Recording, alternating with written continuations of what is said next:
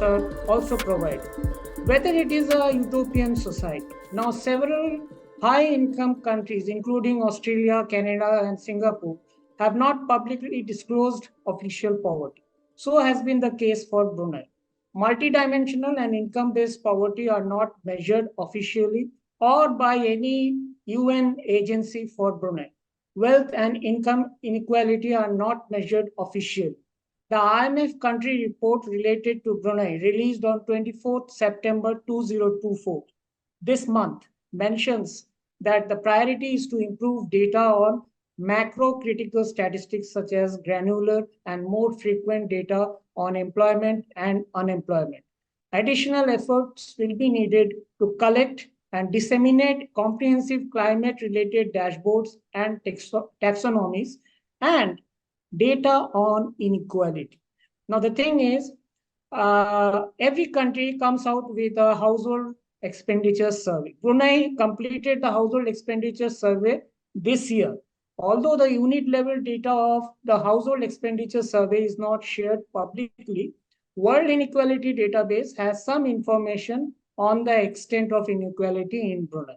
For example, data from the World Inequality Database, that website, it reveals that the top 10% of the population held 36.4% of the pre-tax national income in 2005, which decreased to 35.4% in 2011, and then increased to 36.8% in 2016. For the top 1%, they held 12.4% in 2005, remaining the same in 2011, and rising to 13.3% in 2016. Now, since the household expenditure survey data for 2023-24 is yet to be available, I think on the basis of that, the recent calculation on inequality will be done by the World Inequality Database, where people like Thomas Piketty works.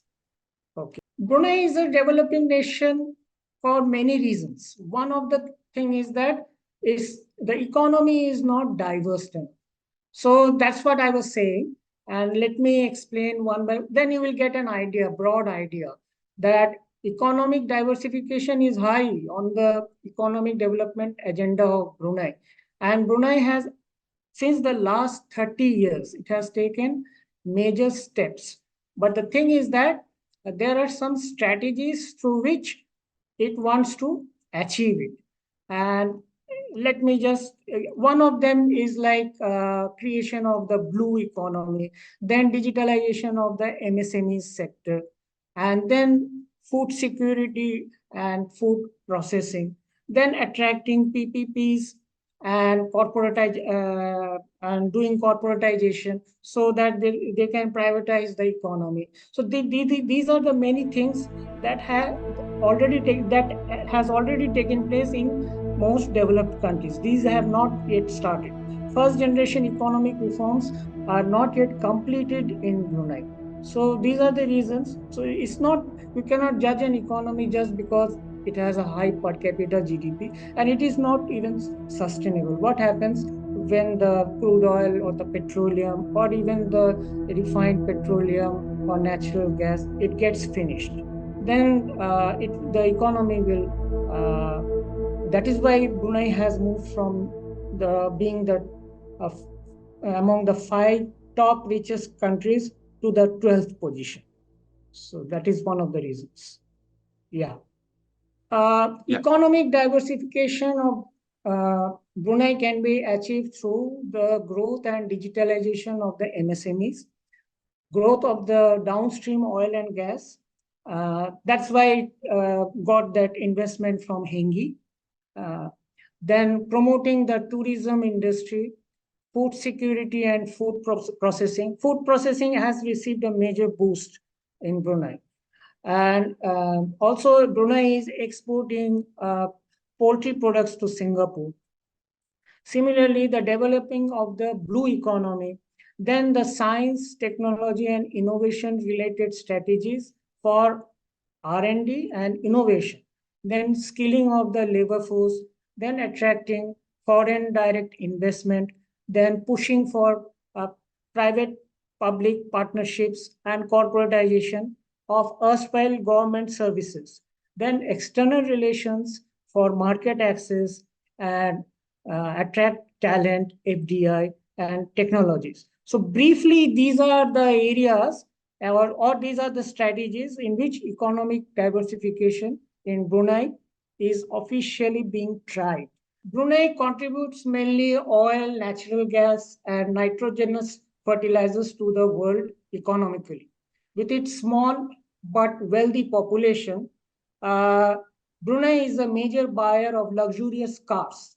Wealthy Bruneians shop luxury brands from posh malls in Singapore and Dubai. For holidays, Bruneians visit many countries, including Japan, Australia, UK, Singapore, and Malaysia. Uh, Environmentally, Brunei has a lot of contribution. Because of the rainforest and forest biodiversity, Brunei has some 6,000 species of plants, 455 types of birds, 157 types of mammals, and 73 types of reptiles. Now, the thing is, if you look at the World Bank data, then it shows that the GDP per capita at 2021 international dollar prices of Brunei has fallen between 1990 till present. From being among the top 5 richest countries in 2010 in terms of constant GDP per capita, Brunei is now at the 12th position. The challenges facing Brunei are similar to the Gulf Cooperation Council, GCC countries. Like the GCC countries, Brunei is dependent on oil and gas production and export. Although the non-oil and gas sector, including the downstream activities, exceeded the oil and gas sector as the main contributor to the Brunei's economy, with a total contribution of nearly 53% in 2023, a sustained growth of the former is required for further economic diversification. Due to the lack of economic diversification, government revenues are strongly influenced by the prices, production, and exports of crude petroleum and natural gas, despite a surge in GDP since 2019. Due to the establishment of new energy downstream activities, these companies have been given a pioneer status and are exempted from paying corporate income tax. Hence, the government's revenue base remains narrow and fiscal deficits have continued. Despite having a better Human Development Index rank among 193 nations in 2022, in addition to having a high GNI per capita in 2022, Brunei lags behind China, Morocco, and even India in terms of global innovation index rankings. Come to the question that you have asked, because it's related to the presence of MNCs and transnational corporations in Brunei. The thing is that, yes, MNCs are present, but it is the FDI from the China, which is actually made a kind of a strong impact in Brunei. The China, especially since the 2013 launch of the Belt and Road Initiative, has become a major partner of Brunei. And the thing is that the largest chunk of Chinese FDI has gone to multi-billionaire dollar refinery and petrochemical complex in Pulau Muara Besar. It is a joint venture between the Bruneian government and Zhejiang Hengyi Group, a private Fortune 500 listed enterprise.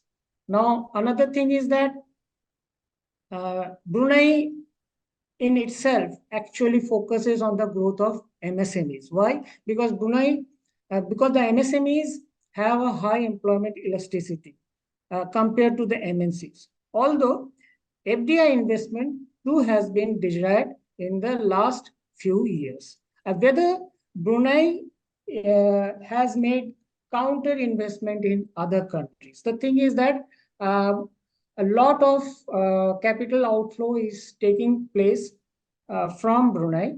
And the thing is that Brunei is actually worried about it. So it actually wants to divert that inward. So a lot of effort has been made by the government so that the economy, the capital which is going out is actually doesn't go out and makes productive investment in the economy. Yeah. My question will be like, yes, my answer will be like yes and no, because Brunei maintains a good diplomatic relation with both the US and the China. And given Yeah, the it's called size of hedging the, diplomacy. The hedging yeah, diplomacy. yeah. So given the size of the country and the strength of its security forces, Brunei has no other option. But let me give you very, how the prices they have been affected due to these wars. Now, during the period April 2020 to April 2021, and the period April 2022 and December 2023, the monthly inflation in consumer food price index exceeded the inflation in general consumer price index. These two periods coincided with the worldwide outbreak of COVID-19 and the Russia-Ukraine war. Thus, international supply chain bottlenecks had an impact on domestic inflation in food because the country relies on food imports. However, despite being a food importing country, Brunei has maintained stability in overall food prices compared to the FAO food price index and also compared to the consumer food price index of other ASEAN countries. This could be attributed to the food subsidies and the Price Control Act, which Brunei has. And Brunei maintains a cordial relationship with India too. But it is also true that Brunei has to maintain a good relationship with China, which is its next door kind of a big power country. And China has a lot of influence in us, all the ASEAN countries. Brunei is actually not in a position which how it can impact the global markets, because a small country is always a price taker and a big country is the price maker. uh, but yes, in terms of talent, Brunei can make a lot of difference.